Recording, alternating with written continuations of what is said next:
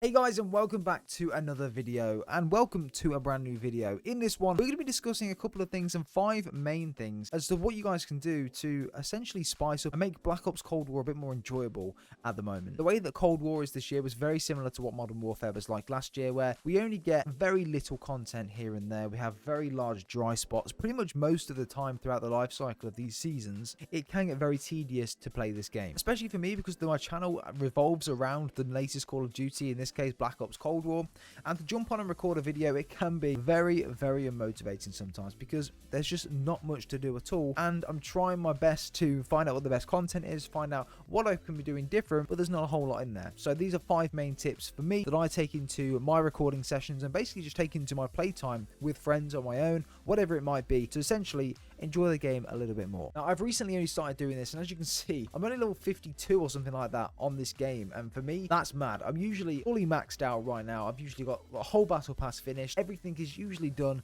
but for me, I'm just not feeling it this season. There's not enough maps, there's not enough content, and for me, the game is very boring still. Going straight on to number 1 as to how you can potentially spice this game up from a content creator perspective, or just generally if you're casually playing the game. The first one is obviously a massive one around skill-based matchmaking, which is one of the biggest reasons why this game is not fun, and to be honest, the same reason why Modern Warfare, the previous game, was also not very fun on multiplayer as well. The skill-based matchmaking is just terrible, and one way to get around that, and everyone's probably going to hate me for saying this, and that's reverse boosting or playing with friends. Now, for me, reverse boosting, it's a way that I've found in the past to jump onto the game and just enjoy it and basically relive the feel of an older COD. You can get people in a reverse boosted lobby that are actually quite good at the game, and then again, you get people which are not very good at the game, and it's a very nice mix sometimes. Obviously, sometimes you can get into literal bot lobbies, and yeah, abusing those isn't fun. Abusing those sorts of lobbies isn't a cool thing to do at all, but again, getting into those lobbies where you are in active gunfights most of the time, you are doing pretty well yourself, it's always a lot more fun and motivating to be able to go into those lobbies and just enjoy the game a little bit more. And for me, typically playing with friends with lower KDs gets me into lobbies which are a lot easier for me personally, and it just helps my experience and helps me get through the play session without really thinking about it, and that's one of the main things that I like to do. I mean, reverse boosting, again, it's not something I typically do all the time. I've done it in the past a couple of times to, spice things up a little bit and just to get some better gameplays, and I don't know, just to enjoy myself a little bit more in the game and when I'm recording and some stuff like that. But typically, I'll just jump into a Nuketown with some friends with a lower KD, and that basically gives me the same outcome. Playing with friends, not just for reverse boosting and things like that and playing with easier lobbies, but just generally, it's always a lot more enjoyable to do that on the smaller maps, such as like Nuketown, Apocalypse, Express, all of these new maps. It's a lot of fun, and to be fair, it's one of the best things, and that's why it's number 1. It's one of the best things, the most enjoyable things to be able to do well in a lobby, especially when you're playing with friends. So that's why this is at number 1. Let me know what you think about this point down below. I know reverse boosting is a very hot topic in Call of Duty for the past couple of years now, and a lot of people don't like it, a lot of people do it, a lot of people love it, such as a YouTuber like Chain Feeds. Obviously, he reverse boosts for pretty much all of his gameplays, and no one really cares anymore. On to number 2, and this one is one that I've been doing quite recently. It's been a lot of fun, and it's helped spice the game up in videos and just generally when playing, and that is obviously using different variety of setups. So for example, a lot of the lobbies you go into on Nuketown and things like that will have a reverse boost. Obviously, with skill-based matchmaking, you're going to come against people with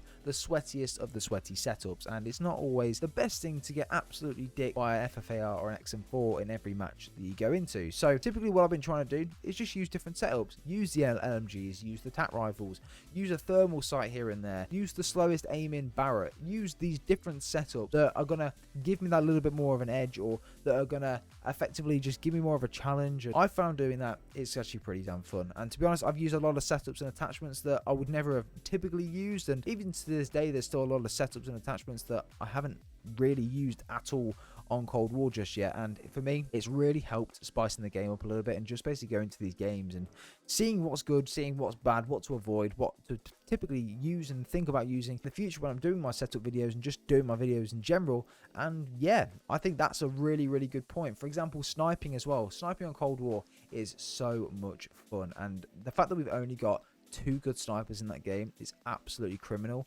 and they've ruined the Barrett completely for me. So having just 2 snipers, put them both on the same class, overkill both of those snipers, go into a Nuketown game and try and hit some clips, man. I mean, it's going to happen because literally anyone can snipe in this game. Literally, if you've got no arms, you can snipe in this game. It's that easy to do. because sniping has aim assist as well. Literally most of the quick scopes you're going to go for are going to hit, and it's very, very, very fun to be able to do that. And obviously having the Paddington and the LW3 on the same class, once you've run out of bullets with one, you just flip to the next gun and boom, carry on your clips. Yeah, it's a lot of fun. That's what I've been doing, and especially on Nuketown, it's been so much fun to go for some of these clips. And when you hit the 4-man, you think to yourself, damn, I've just hit that. That's pretty damn cool. For me, it's a good way to pass the time. It's a good way to rank up and things like that. For me, hitting clips with snipers and just goofing around on like Nuketown and Apocalypse and all of these other smaller maps like I mentioned earlier is one of my favorite things to do in Cold War, because again, it's just making it more fun for the player. Now, on to number 3. For me, this is more of a content creator point, and something that if you guys are creating content, you're trying to figure out what to do and have more fun. This is more of a thing that I would recommend to do, and that I've done in the past, and it has actually spiced things up and made the game a little bit more enjoyable as well. And that's going for challenges and things like that. So, for example, a couple of weeks ago, I did a video with my friend Seabass where we basically went head to head, and the loser would eat a chili or a couple of chilies, and it was a lot of fun. As I said, the editing process was very, very fun. The actual recording process was fun as well. And it just spiced the game up. I think we played for maybe 3 hours or so, and it went really, really quick. It was a lot of fun. And just basically just doing different things to spice it up. It doesn't have to be an in-game challenge either. I know there are a lot of challenges in-game. So in regards to challenges, if you guys wanted to try and complete Cold War challenges, then, you know, go ahead and do that. But for me, challenges outside of the game, as you mentioned, like eating a chili, what if you do like bad, like 1 death equals 1 chili or 1 bite of something, or high stakes, that's a cool thing as well. So if you die, you have to eat something disgusting and then try and finish the game, and every time you die again, you obviously have to eat the rest of it or whatever it is. And general collabs with other YouTubers and other content creators is a massive thing as well. It's just a lot of fun to be able to collab and meet new people, and that's also a really, really good thing to do. And yeah, again, just trying whatever you can, guys, to make this game more fun, because it is such a stale game. And yeah, it's just doing whatever you can. And to be honest, this one has helped me get through it a lot as well. And yeah, go try it out if you haven't already. Now, number 4, I've mentioned it briefly in regards to the first one that we've spoken about, but I'm going to go over it again a little bit here as well, and that is playing with friends. It is so much better playing with friends than it is just playing on your own. For me, I only play by myself because none of my friends like Cold War. They think that if they play with me, they're going to get into ridiculously sweaty lobbies, and it's not going to be fun for them, so they don't play with me. That's literally all it is. And for me, that's obviously a little annoying, because I'm only trying to play on my own, trying to get these gameplays on my own. I can't play with anyone else, and it's really stale sometimes. I typically only jump on now Cold War to record and jump straight off. That's literally all I do at this point. And yeah, unfortunately, that's how it is, and that's skill-based matchmaking for you. But if you can play with friends, like, it will help you be able to stay sane playing this game. Even playing like S&D with friends is just so fun, especially with the game chat and things like that. That's also really, really good. And S&D in general is a lot of fun to play with friends anyway. Prop hunt, 3v3, 2v2, 1v1, that's always a cool thing to play and jump on as well, to, I don't know, give you guys a bit more of a challenge when playing. It's a lot of fun to do if you always play those. And yeah, playing with friends always makes it better. You have a laugh, obviously, just mess about. You don't have to take it seriously all the time. It's just, yeah, one of those things that I would 100% recommend to do. And if you guys are like me, you don't have any friends to play with, try and make new friends. I mean, I try and speak to, obviously, people that I know from the YouTube community that play this game constantly, record, upload, and, you know, we do, chat about playing and having game sessions. So I would recommend you guys doing the same thing as well. If you guys aren't, obviously, content creators, then is maybe a bit difficult for you. But if you are content creators, guys, or you've got friends that play the game here and there, then try and jump on with them whenever you can to try and spice the game up a little bit more. The 5th and final one for me is probably one that I won't really like. I'm going to be honest, I don't really do this, but I'm going to, just because I thought about it and thought to myself, you know what, let's give this a go. So number 5 is play different game modes. I mean, my God, on Cold War, you've obviously not just got multiplayer. You've got zombies, and you've got the campaign. You've got Dead Ops Arcade, and you've got loads of different multiplayer modes as well.